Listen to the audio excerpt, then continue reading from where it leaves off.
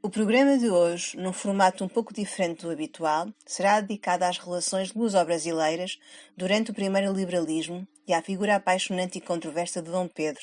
Para melhor entendermos as perspectivas transatlânticas do liberalismo oitocentista, teremos à conversa dois ilustres convidados.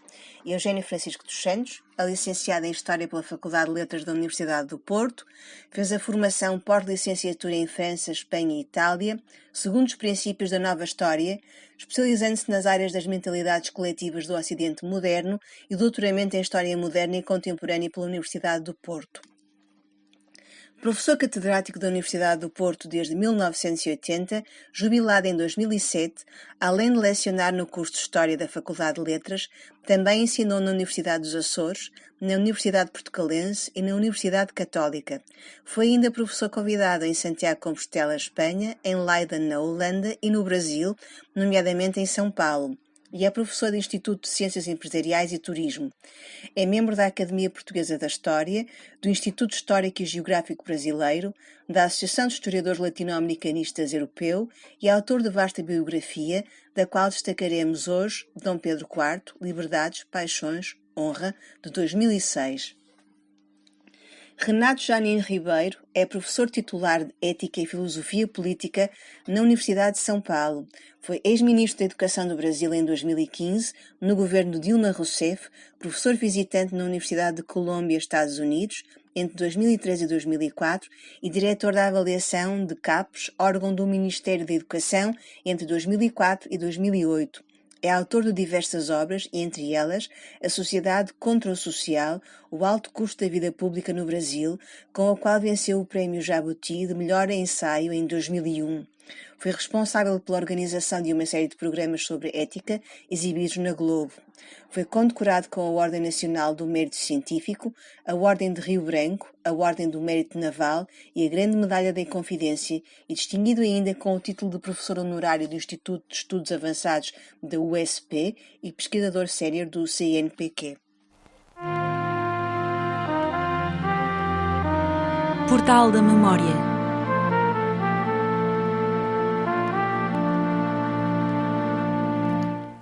Muito bem. Estão apresentados os académicos e o tema desta conversa, que se centrará quer na pessoa de Dom Pedro I do Brasil, IV de Portugal, quer nos matizes do liberalismo em cada lado do Atlântico, no Brasil e em Portugal. Passo de imediato a palavra ao professor Renato Janine Ribeiro, que, pela sua vontade de discutir estes assuntos com os seus colegas portugueses, é verdadeiramente o promotor deste encontro. Professor? Bom, então uma boa tarde a todos. É o professor Eugênio, que eu tenho a honra de conhecer, assim como a Suzana e ao Paulo. E lembrando que eu não sou historiador, diferentemente do professor Eugênio, minha área é filosofia política, mas há algo que me chama muito a atenção e que me parece muito importante nesse ano em que se comemora o bicentenário da Revolução Liberal do Porto, que levou à primeira Constituição Portuguesa. É o fato de que essa revolução, que para Portugal é um marco liberal, para o Brasil sinaliza o ponto de partida da independência e justamente os constituintes portugueses que estão a constituir uma sociedade, um Estado liberais, eles são vistos no Brasil da época como tentando recolonizar o Brasil, que tinha sido erguido graças à vinda da família real fugindo da invasão francesa, tinha sido igualado a Portugal como reino ao mesmo nível que Portugal e Algarve. E então o primeiro ponto é essa estranha desigualdade, essa estranha diferença entre os liberais portugueses, que em Portugal têm um papel liberal, mas no Brasil são vistos como recolonizadores, o que leva então aos movimentos que acabarão fazendo essa independência praticamente única no mundo, em que o príncipe herdeiro de Portugal se torna o artífice da independência do Brasil e é proclamado imperador, nosso Dom Pedro I. Esse é o primeiro ponto. O segundo ponto, e o professor Eugênio, embora não tenha lido seu livro, eu vi pelos resumos que ela trabalhou esses assuntos com profundidade, o segundo ponto é o fato de que quando o Dom Pedro I é forçado à abdicação em 1831, ele é forçado à abdicação porque está sendo visto no Brasil como praticamente um um soberano de pendores absolutistas. É um pouco exagerado falar pendores absolutistas, mas, de qualquer forma, essa percepção do nosso primeiro imperador, o nosso Dom Pedro I, como alguém que, na prática, não é tão liberal assim, é uma percepção forte, porque ele dissolve a Constituinte brasileira em 1823, outorga uma Constituição, e em 1830-31 tem essa crise final que o leva a abrir mão do trono brasileiro. Mas, quando ele faz isso, ele parte justamente para a Europa, depois os Açores, depois a cidade justamente do Porto, e finalmente liberta Portugal do absolutismo. Ele faz tudo isso em nome do liberalismo. Então, nós temos uma espécie de contradição, pelo menos nesse período, entre o que é ser liberal em Portugal e o que é ser liberal no Brasil. Quer dizer, tanto no momento que leva à independência, em que Dom Pedro, nosso primeiro, vosso quarto, é visto como liberal no Brasil, batendo-se contra os liberais portugueses, quanto no período das guerras, da Guerra dos Irmãos, ou das guerras miguelistas, em que Dom Pedro aparece, é visto tanto em Portugal como em toda a Europa, como um líder liberal. É essa questão que eu gostaria de colocar para a nossa discussão, professor Eugênio. Gostaria de ouvi-lo a respeito. Muito bem. Pois eu saúdo também o nosso colega, o meu colega de São Paulo, da USP, com muito prazer. Dom Pedro comecemos talvez por aqui, Dom Pedro é uma figura de algum modo desconcertante. Desde a infância. Desde a infância. A começar, se nós quisermos, pelo clima que ele viveu desde muito, muito jovem. Ele percebeu que o pai e a mãe não era propriamente uma família consonante em termos políticos e mesmo em termos sociológicos, enfim, as formações de um e de outro e as tentativas de controlar, ou podemos dizer assim, as formas de exercer o poder eram diversas, tanto na parte do lado de Dom João VI quanto de sua mãe, de Carlota Joaquina. Carlota Joaquina, que aliás, devo dizer, foi uma figura que o liberalismo português, os liberais portugueses do século XIX, sobretudo, e até do século XX, por causa da sua ligação, naturalmente, ao filho Dom Miguel e ao seu pendor absolutista, chamemos-lhe assim, ao seu pendor autoritário, foi uma figura relativamente maltratada pela historiografia portuguesa. E creio que ultimamente tem sido reabilitada. Afinal, era uma mulher mais culta do que se disse durante muito tempo, era alguém que tinha, em determinado momento, como sentia-se a herdeira livre do trono de Espanha, quando a família real espanhola estava aprisionada, ela era a única pessoa livre, ainda por cima estava na América, e, portanto, percebeu que ela própria podia ser líder daquilo que era o Império Espanhol na América. Portanto, isso entrou em choque, naturalmente, com Dom João VI. Mas esta espécie de duplicidade de pontos de vista no plano político vinha desde muito longe entre os dois cônjuges. Eu julgo que a primeira, quando Dom João VI, ainda príncipe regente, a partir de 1799, foi, quando ele se torna príncipe regente, excluiu-a do Conselho de Regência.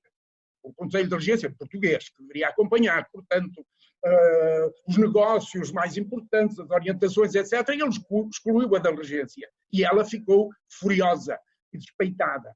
E, portanto, o Dom Pedro assistiu desde criança, desde a infância, a esta espécie de desfazamento entre os dois pais relativamente àquilo que seria a perspectiva política que um e outro tinham como objetivo das suas vidas pessoais, chamemos-lhe assim.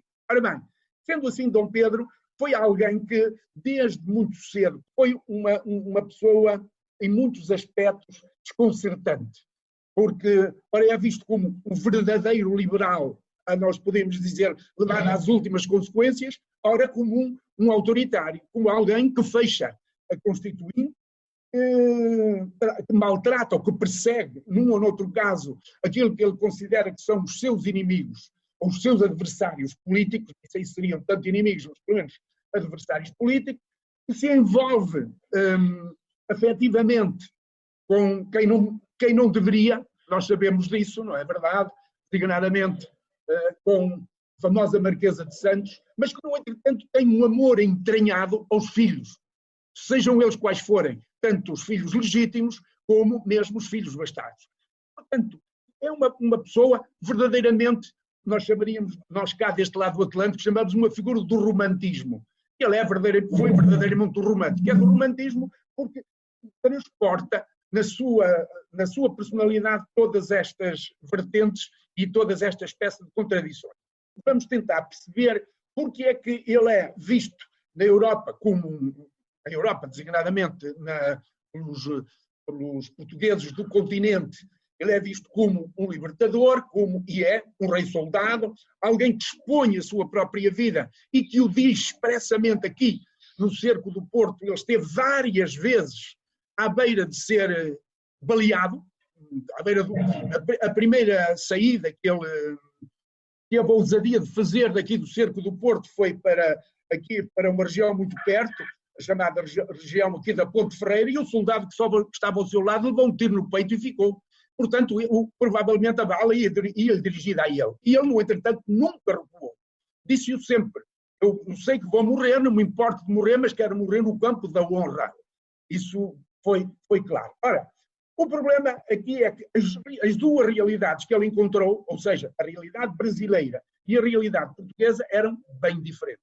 Na sua atuação como brasileiro, ele considerou-se sempre brasileiro. É muito importante. Até ao final da vida, ele, sobretudo nas relações, nos contactos que manteve com o filho, com Dom Pedro II, ele diz: eu sou o primeiro dos brasileiros. Aliás, temia-se, como sabe, durante muito tempo, temia, ou por outra, uma certa facção brasileira, receava que, no entretanto, ele, implantado o regime liberal em Portugal, pudesse regressar ao Brasil. Isso não aconteceu, até porque a saúde dele esvaiu-se. No Brasil ele foi muito influenciado, desde jovem, foi influenciado por figuras que, no entretanto, nem eram, em alguns casos, muito bem vistas dentro da corte. Por exemplo, por Conde dos Arcos.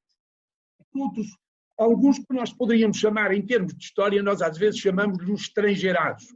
Alguns governadores, diplomatas, homens de ação política, pública, e que, no entretanto, tinham viajado pelo estrangeiro e tinham percebido, designadamente após a Revolução Francesa, os ventos tinham mudado.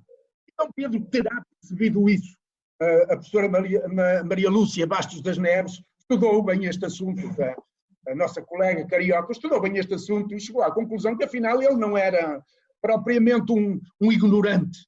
Ele tinha consciência de que a sua educação não tinha sido uma educação principesca, ou melhor, não tanto a sua educação como, sobretudo, a sua prática. Mais do que uma vez, ele, referindo-se ou falando aos filhos, dizia: meus caros filhos, vocês têm que dar o exemplo, porque um príncipe é príncipe, sobretudo, pelo seu comportamento.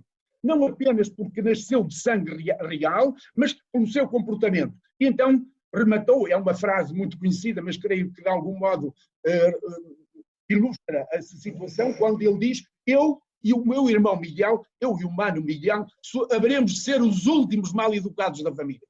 Mas ele teve, no entretanto, alguns professores que desde sempre o marcaram muito. Há um autor que foi vice-reitor da Universidade de Coimbra e que era um homem de ciência e um educador também, José Monteiro da Rocha, que era um antigo jesuíta que tinha estado no Brasil, designadamente na Bahia, e que era, sobretudo, um matemático, um homem de ciência. Foi o seu primeiro grande professor. E entre um e outro manteve-se uma relação de tal modo estreita. Quando a família real foi para o Brasil, quis levar o Monteiro da Rocha, mas ele tinha feito uma viagem para a Bahia, de ida e volta, tinha sido tão tormentosa que ele nunca mais quis voltar ao Brasil. Antes de morrer, legou a biblioteca inteira a Dom Pedro. E, portanto, ele influenciou seguramente o seu discípulo. Ora bem, e Dom Pedro, portanto, pela sua formação, era, de algum modo, desde sempre deve ter apreciado muito esta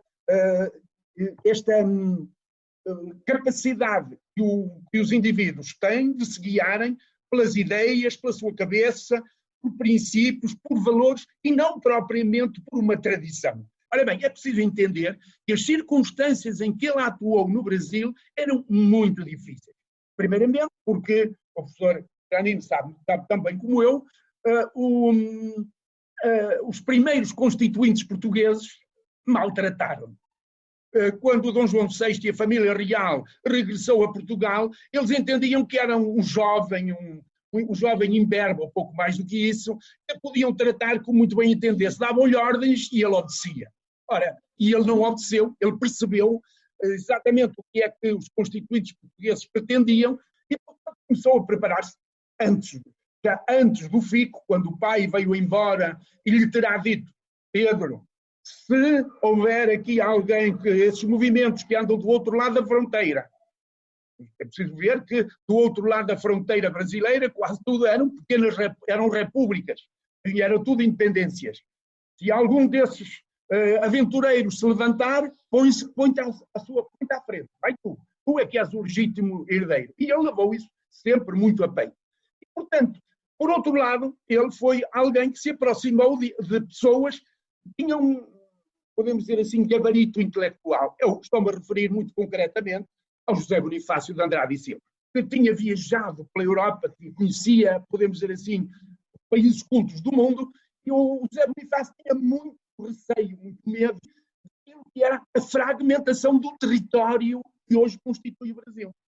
E era muito provável que não houvesse uma espécie de cabeça, uma espécie de líder, de liderança, que conseguisse corporizar esses desejos de independência, designadamente o triângulo Rio de Janeiro, Minas, São Paulo, ou, enfim, São Paulo, Minas, Rio, como quiser, pois então, provavelmente o território ter-se-ia fracionar. E então, ele teve que, em relação ao Brasil, teve sempre em conta que não podia abrir brechas relativamente a estas tentativas. Portanto, foi preciso castigar lá em cima os insurretos do Nordeste, no Maranhão, foi preciso fazer com que se obedecesse a uma espécie de cabeça central, de comando. E por isso fez dele, no Brasil, julgo eu que é, pelo menos para mim, é a explicação maior, evidentemente ligada com outros aspectos pontuais.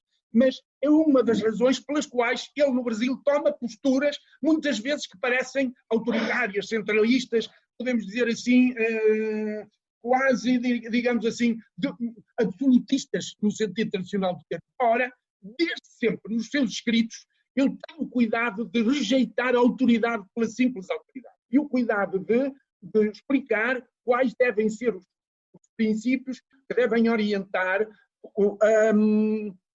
a direção, neste caso, de um jovem país.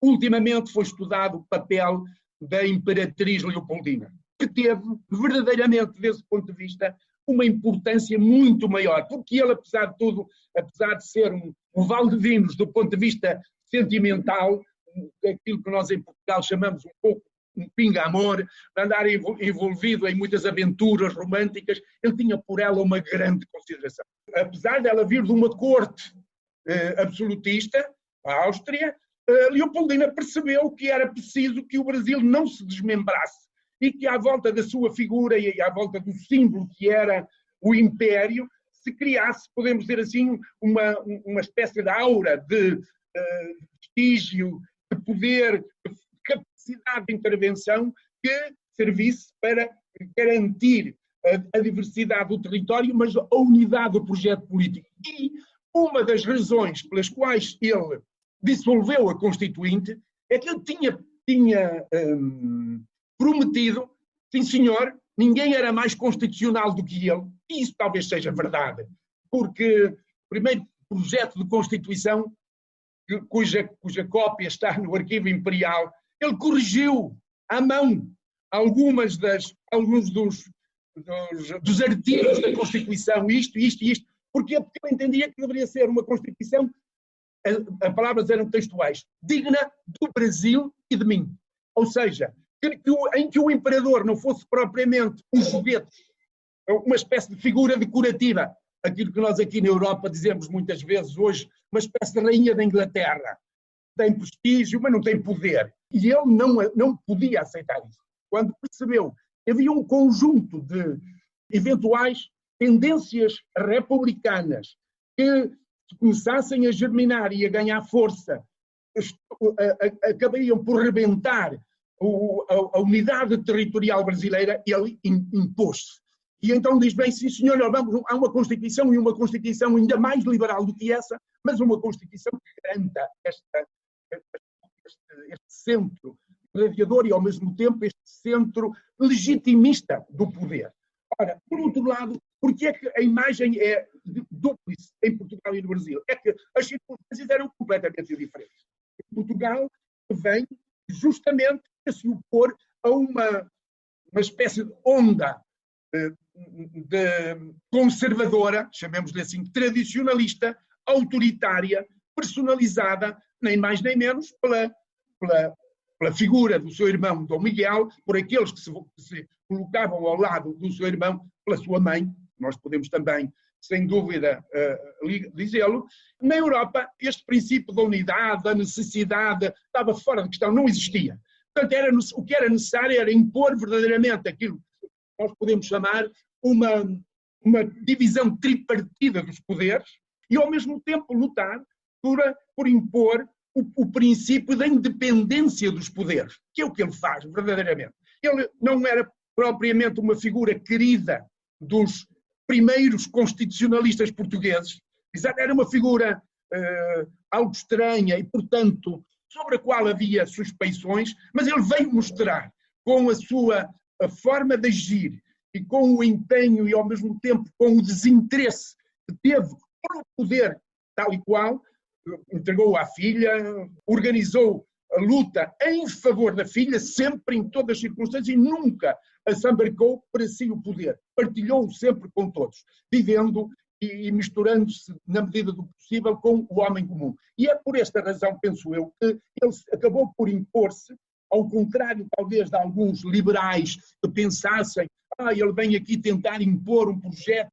Não, as circunstâncias eram completamente diferentes e ele soube adaptar-se perfeitamente a essas circunstâncias e, portanto, uma e outra distinguem-se porque os meios e as formas e o lugar e as circunstâncias eram verdadeiramente outros.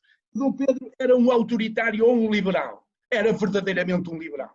Nunca. Autoritário no sentido de que era um homem decidido. Isso sim, muitas vezes. Era antes de mais decidido do ponto de vista guerreiro, militar. Quando era preciso avançar em direção ao perigo, ele era o primeiro. Ninguém o inibia de avançar. Ele sabia disso e fazia-o sistematicamente. Portanto, era alguém que o exercício de autoridade pela autoridade a ele não o seduzia. Bem pelo contrário. E ele repetidamente insiste em que a liberdade acima de tudo. Essa biografia que eu lhe dediquei, a trilogia que eu encontrei foi Liberdade, Paixões, Honra. Um dos aspectos que habitualmente no Brasil se não destaca, ele foi um lutador contra a escravidão. Não foi o primeiro, evidentemente. Há outros, bastantes outros. Mas ele foi um que escreveu exatamente e duramente contra a forma de organização social brasileira, ou seja, uma sociedade escravocrata. Insistindo nisto, o senhor de escravos é um parasita.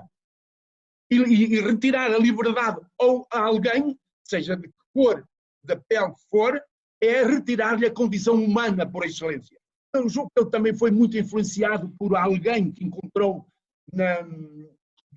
no Rio de Janeiro, por um ex-combatente. Ele tinha uma grande admiração por Napoleão como militar. E um dos generais de Napoleão foi viver para o Rio de Janeiro, Dick von Hogendorp. E ele contactou sistematicamente com ele. Conversaram longamente. E Hogendorp era um liberal, mas um liberal dos quatro estados. A mulher, a Leopoldina, entendia-se muito bem em alemão, como o senhor Hogendorp, e as conversas foram muito longas. Ele terá sido muito influenciado por essas conversas. Certo. Mas não estamos nós perante uma visão paternalista do que deve ser uma monarquia constitucional? Dom Pedro emite 2 cartas constitucionais, uma para o Brasil e outra para Portugal, em substituição de outros documentos preparados por Assembleias Constituintes. Para além da óbvia intenção de reforço do poder real, não estamos perante uma concepção pessoal do que devem ser os diplomas que vão reger as novas sociedades que estão a surgir? A Constituição de 1826 vigorou praticamente até a República. Pode ter parecido que era uma forma autoritária ou uma forma, se quiser, paternalista não, mas talvez não. Aí é que está os grandes políticos, às vezes, parece que enveredam por caminhos menos aceitáveis, mas, na verdade, são aqueles que o futuro acaba por vir consagrar. O que me parece é que ele teve a percepção ou o cuidado de, nos pontos-chave, garantir aquilo que era o equilíbrio da sociedade portuguesa. Por exemplo, na Câmara dos Pares, ou na manutenção da Câmara dos Pares e da Câmara Baixa ou da outra. Se isso não tivesse ocorrido, como é que teria sido? Ninguém sabe, exatamente. É verdade que ninguém sabe. Mas a verdade é que funcionou. E que a nobreza se manteve. Que a nobreza, outra nobreza, evidentemente, com outros princípios, com outra forma de funcionar, mas a verdade é que ela foi um esteio do poder durante todo o século XIX. O que significa, desse ponto de vista, na minha perspectiva, que a sua muitas vezes a leitura dos acontecimentos obriga a projetá-los não imediatamente o poder a curto prazo, mas talvez o poder a médio e a longo prazo. E ele aí acertou. Portanto, o seu autoritarismo julgo que tem que ser um pouco temperado. Eu passaria agora a palavra ao professor Renato Janine Ribeiro para discutirmos outra questão. O liberalismo vintista tem uma matriz ideológica, dividindo-se em 2 fortes movimentos que, aliás, marcam todo o século XIX português. O mais radical, outro mais moderado, mas tem também uma vertente de protesto contra uma situação económica. Assim, embora os liberais vinquem a necessidade de representação popular, que será afinal, como sabemos, apenas uma elite, vão tentar impedir a independência do Brasil, que deveria manter-se na sua situação de dependência colonial. Professor? Bom, vamos lá. Eu creio que a imagem que ficou de Dom Pedro I, nosso Dom Pedro I, no Brasil, é uma imagem positiva. Quer dizer, embora durante o seu reinado, a sua imagem, seu reinado, o único reinado que ele teve a rigor foi no Brasil, porque em Portugal ele morreu pouco depois de conseguir vencer o irmão e restaurar a filha como rainha. Então, onde ele realmente governou foi o Brasil. E ao longo dos 9 anos de governo que ele teve no Brasil, ele foi tendo uma imagem que foi se desgastando. A verdade é que desde o começo ele teve papéis repressivos, fechando a Constituinte, reprimindo de maneira muito radical a Confederação do Equador, que é o nome que o Nordeste deu quando tentou sua independência, fazendo repressão em outros lugares, matando rebeldes, fazendo várias coisas assim, mas também tinha a qualidade do perdão, que é uma qualidade que ele exerceu, que também nem sempre foi agradável. Em Portugal, muitos dos seus partidários ficaram revoltados com a leniência que ele manifestou em relação aos miguelistas, que tinham sido muito cruéis no trato dos liberais e que não tiveram retribuído, não foram julgados, não foram punidos como os liberais portugueses talvez desejassem. Mas há um desgaste gradual do reinado de Dom Pedro no Brasil, que é um desgaste que tem a ver também com o chamado Ministério dos Marqueses, com o fato de, no final do reinado dele, ele se cercar, o que se entendia, mais de portugueses do que de brasileiros, a Noite das Garrafadas, em que há uma briga grande entre os portugueses do Rio de Janeiro e os brasileiros, em que gradualmente os portugueses sediados no Brasil, vivendo no Brasil, veem Dom Pedro como um dos seus e não tanto como um brasileiro. Isso tudo cria uma série de indisposições. Eu creio que Dom Pedro se sente bastante ferido, magoado. Quer dizer, por um lado ele sente: eu fiz a independência desse país com o mínimo de conflito possível, mas não sou reconhecido hoje como um brasileiro que eu gostaria de sê-lo. Eu renunciei à coroa portuguesa para manter manter-me no Brasil, e, no entanto, isso não me é reconhecido. Porém, é bom lembrar uma das frases famosas que ele pronuncia no final do seu reinado no Brasil, que é: farei tudo para o povo, mas nada pelo povo. No sentido de que, em benefício do povo, eu farei tudo, mas não farei nada que seja algo que signifique empoderar, como a gente diria hoje, como a gente diria nas últimas décadas, o povo brasileiro. Não é essa a questão. Isso vai bater num problema que acho que é um problema liberal, talvez mais agudo no continente americano, mas que também esteve presente certamente na Península Ibérica, para não dizer na Europa como um todo, que é o fato de que muitos dos defensores dos valores liberais, ou podemos talvez quase dizer democráticos, mas sejamos mais estritos, digamos liberais, se defrontavam com o fato de que a base popular para eles era muito fraca. Quer dizer, assim como em Portugal havia um poder do clero muito grande, um clero conservador, um clero que se opôs a Dom Pedro e favoreceu Dom Miguel, havia no Brasil, em todo o continente americano, uma situação em que a instrução era muito precária, o conhecimento e a educação era muito precário. Então, vários dos líderes independentistas em todo o continente americano se colocaram diante de um problema sério, quer dizer, eles queriam o bem do povo, queriam melhorar a situação, mas eles não sentiam que os povos nos outros lugares, com uma prevalência mais indígena, talvez, do que no Brasil, mas que tivesse a altura do conhecimento deles. Então, esse é um problema muito delicado e que vai se estender por muito tempo. Quer dizer, a abolição da escravatura no Brasil, que foi muito tardia, se deu no final do Império, faltando um ano apenas um ano antes de proclamada a República, a abolição da escravatura, ela não representa uma real emancipação dos negros, o que, aliás, é a mesma coisa que acontece nos Estados Unidos. Entre a abolição da escravatura no governo Lincoln, em 1860 e pouco, e a igualdade de direitos para os negros, passa-se um século. Entre Lincoln e Lyndon Johnson, há 100 anos, durante os quais os negros são muito maltratados nos Estados Unidos, são alvo de muito preconceito, a tal ponto que, naquele período, nós, brasileiros, considerávamos que a condição dos negros no Brasil era bem melhor que nos Estados Unidos, coisa que não diríamos hoje, uma vez que nos Estados Unidos, a gente vê isso até pelos filmes, até por terem eles tido um presidente negro e tudo mais, nós vemos isso, uma situação bem diferente. Agora, me parece que um dos pontos principais que levam quer dizer, se Dom Pedro, ao longo de seu reinado, tem uma perda da sua popularidade, vai se tornando um monarca impopular, tanto que a sua derradeira viagem a Minas Gerais, a cidade que até pouco antes chamava Vila Rica e se torna Ouro Preto, por ocasião da independência.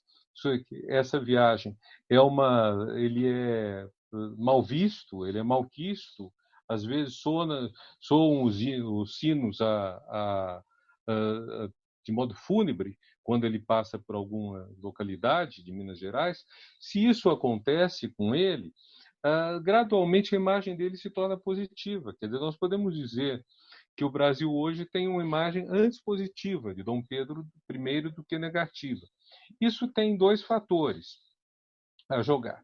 Um fato é que nós valorizamos muito essa visão do príncipe romântico, esse caráter romântico é muito forte. Quer dizer, no Brasil, parece que lhe foram oferecidas outras coroas também na Europa, quer dizer, ele era uma espécie assim, aquele que poderia salvar a Espanha, talvez a Grécia, aquele que poderia eventualmente se tornar o monarca do bem, o monarca liberal, o monarca contra o despotismo.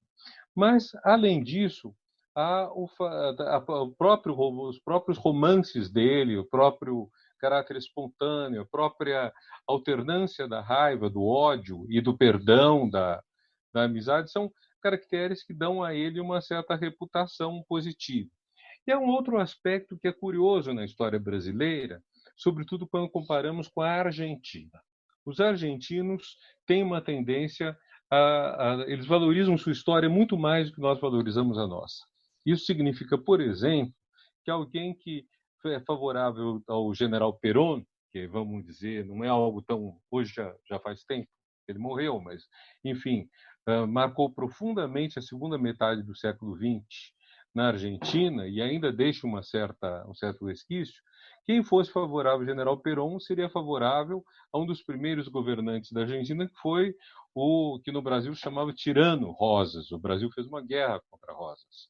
Então há uma sequência na história argentina entre personagens que seriam personagens mais liberais, e personagens seriam mais populistas, como Rosas e Perón. No Brasil, essa sequência é muito difícil de estabelecer. Quer dizer, a minha opinião, ou a opinião de um brasileiro hoje, sobre Lula, ou sobre Fernando Henrique Cardoso, ou sobre a própria ditadura militar no Brasil, tem provavelmente muito pouco a ver com a opinião que tenhamos sobre os nossos dois imperadores ou sobre os presidentes da Primeira República no Brasil. São coisas separadas. Um estudioso, eu creio que foi Francisco Verfort, escreveu bastante tempo atrás que os brasileiros têm a ideia de que estão sempre recomeçando sem terem um passado e que, então, não existe sequência do passado. Eu creio que, para os argentinos, o passado é extremamente importante, assim como o derramamento de sangue, a morte violenta na Argentina é algo que é muito forte na evocação do passado.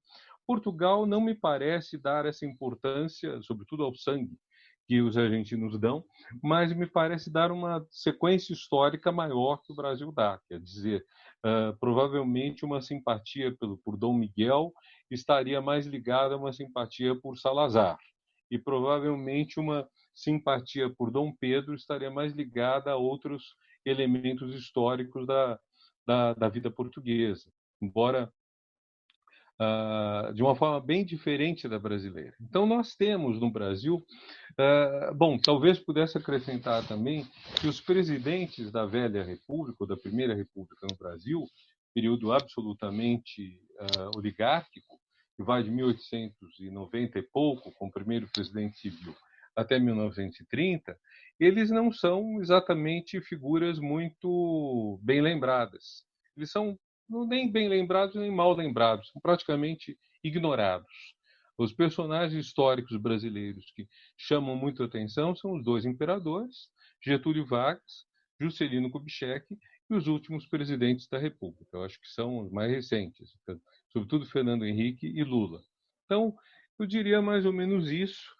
Eu não sei se teríamos mais muito a conversar, porque o professor Eugênio foi muito eloquente em toda a evocação que ele fez de Dom Pedro I e IV, para usar os dois números que ele teve, mas, de qualquer forma, eu acho que eu fiquei muito satisfeito com essa possibilidade da gente discutir um pouco esse herói de dois mundos, para usar um termo que é utilizado para o Garibaldi, mas que acho que se aplica muito bem a Dom Pedro, imperador do Brasil, rei de Portugal. Sem dúvida, tem toda a razão. Tem toda a razão. Eu creio que, aliás, congratulo-me com essa imagem, porque nem sempre essa leitura que está a fazer do passado luso-brasileiro e do passado brasileiro, nem sempre a maioria das pessoas, mesmo no meio académico, a faz. De modo que eu fico muito satisfeito que o faça e creio que lhe posso dizer que está a ser perfeitamente justo.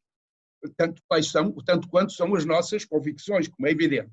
Mas parece-me que o Dom Pedro verdadeiramente percebeu que a única solução, que a verdadeira solução para fazer a felicidade daquele povo teria que ser aquela solução. E, portanto, não se importou de arcar com a responsabilidade que isso exigia. E fê-lo.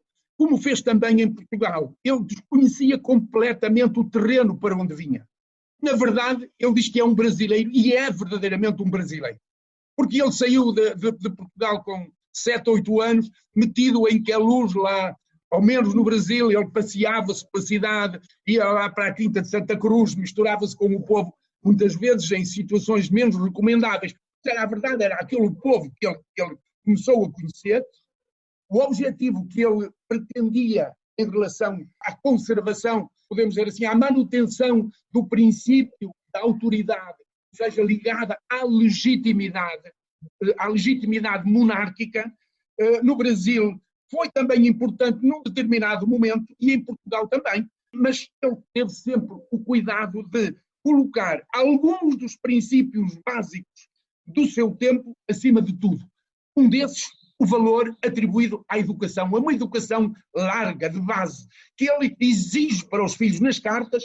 Eu tenho as cartas aqui à minha frente, a todos os filhos ele permanentemente insiste nisso. O que distingue verdadeiramente um governante, etc., é o conhecimento do seu povo, é aquilo que ele sabe fazer. Por outro lado, ele, do ponto de vista da família, não fez exceção de filhos, fossem legítimos, fossem bastardos. Então, os filhos, todos, sem exceção, com um carinho e com uma espécie de devoção que nos espanta hoje. E é, desse ponto de vista, verdadeiramente a sua costela romântica, ou se quiser a sua figura romântica, também desse ponto de vista deve ser valorizada. Por outro lado, ele quis muito bem ao Brasil. Ele morreu de saudades pelo Brasil. Um dos seus sonhos era voltar ao Brasil depois da recuperação do trono para sua filha Dona Maria, depois da Guerra Civil, e voltar como um simples cidadão, conhecido. Ninguém soubesse quem era. Mas voltar a sentir o calor, voltar a sentir a gente. É bom que os brasileiros não o vejam como alguém que como foi durante muito tempo, só foi notado pelas suas facetas menos positivas, que evidentemente teve, como todos os homens têm, como nós todos temos, não tenho dúvida nenhuma. Apenas uma pequena observação. Também em Portugal existe agora uma visão mais positiva da ação de Dom Pedro do que aqui existia na época. Afinal, para uma das fações liberais, ele era simplesmente considerado o chefe da outra fação e também foi acusado publicamente, depois do fim da Guerra Civil, de ter um pendor ditatorial. Portanto, o Brasil não está sozinho nas manifestações de oposição a Dom Pedro. Não, Paulo, mas sempre é impossível, em circunstâncias destas, ser absolutamente consensual. Designadamente, numa época em que os ânimos estavam exaltadíssimos. Os liberais nunca formaram verdadeiramente um bloco. Mas só se nota a falta das pessoas quando elas desaparecem. E quando ele desapareceu, e sobretudo depois quando o liberalismo começou a funcionar com as suas contradições internas entre as fações conservadoras e as outras, então as pessoas perceberam, o Dom Pedro sempre, se ele cá estivesse, seguramente isso não teria acontecido. Bem, vamos dar por terminada esta conversa. Professor Janine Ribeiro, algumas observações finais? Não, somente queria agradecer a oportunidade. Eu acho muito bom que, nesta ocasião, que é uma ocasião de muita festa para Portugal, que se discuta a ambiguidade da Constituinte, né, que acaba levando a essa situação, que, em primeiro lugar, é uma situação contraditória, é um conflito, né? A gente está acostumado a isso. Você mesmo dizia, Paulo, mais cedo, que mesmo em 1950, quando nós conversávamos antes de entrarmos na gravação, você dizia que Robert Schuman, ao defender a União Europeia, que ainda não tem esse nome, né, Unidade Europeia, aproximação da Europa, defende o colonialismo, e é bom pensar que, de fato, essa contradição existe. Por exemplo, se a gente pensar a França, quando termina o Império Francês com a queda de Napoleão III, nós temos uma república que, no entanto, constitui um império colonial. Quer dizer, o nome Império Francês desaparece para designar o regime que vigora no hexágono, mas reaparece para designar o conjunto das colônias. Então, isso cria isso é um conflito que é interessante. E nós temos também esse elemento muito curioso, que é mais ou menos, talvez, único no mundo, de ter alguém dessa personalidade que vai desempenhar um papel tão grande, tanto no seu país de nascimento quanto no seu país de adoção, passando até por uma guerra entre os dois países, uma guerra de independência, na qual, enfim, vidas são sacrificadas. Então, embora não em tão grande número quanto em outras guerras, compararmos com a guerra de independência dos Estados Unidos, a nossa guerra de independência foi bastante mais leve, mas, de qualquer forma, eu acho que nós discutimos esses assuntos, foi muito proveitoso. Fico muito contente de ter conhecido o senhor, professor Eugênio, e também como a Suzana e o Paulo. E então acho que é uma ocasião boa da gente aprofundar essas discussões enfim, cumprimento em especial os 200 anos de liberalismo, 200 anos de Constituição em Portugal. Paulo, só queria terminar dizendo, aliás, estando absolutamente de acordo com o que diz o professor Janine, que é o seguinte: o grande mal dos portugueses ao longo do tempo foi conhecerem tão mal a história do Brasil dessa época. E agora, os meus votos essenciais são que os 200 anos da Revolução de 1820, que mudaram verdadeiramente os dois espaços, permitam esse melhor conhecimento, e é naturalmente a forma melhor da aproximação. Muito bom, muito bom. Muito obrigado, então, a todos. E resta-me só agradecer em nome dos dois por este programa que foi tão rico e tão empolgante. Muito obrigada. Obrigado, Suzana e Paulo. Muito obrigado, nós. Portal da Memória.